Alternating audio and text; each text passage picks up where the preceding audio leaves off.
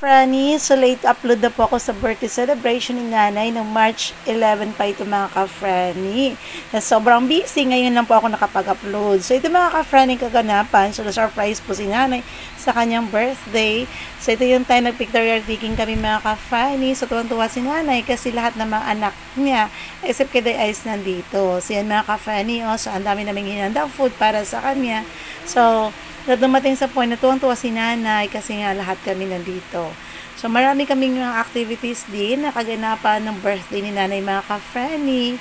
So yan, oras na ng kainan. So lahat kami ay masaya kasi nga ito po pinagdiwang namin ang 73 birthday ni nanay.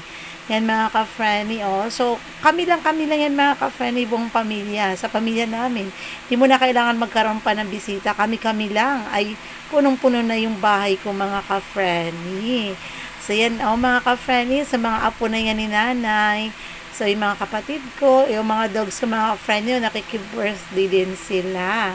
So, yan kinantahan ni Kuya MJ si nanay, kinantahan din siya ni Ate Dayan, at ito si Ate May also mga ka-Franny, at ito dumating na sa point na nagsayawan sila mga ka-Franny. Tingnan mo yung nanay ko napaindak sa saya.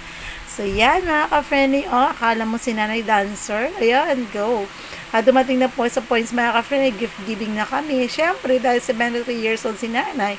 So, best 73 din na pera, na amount ng pera binigay namin sa kanya mga ka-Franny. So, ito nanay namin tuwang-tuwa. At ang last part mga ka-Franny, binigyan siya ng message from Ate Kat, Dailo, MJ, sinang Vic, si Daimi, and of course, and last sinang Lourdes. Happy birthday!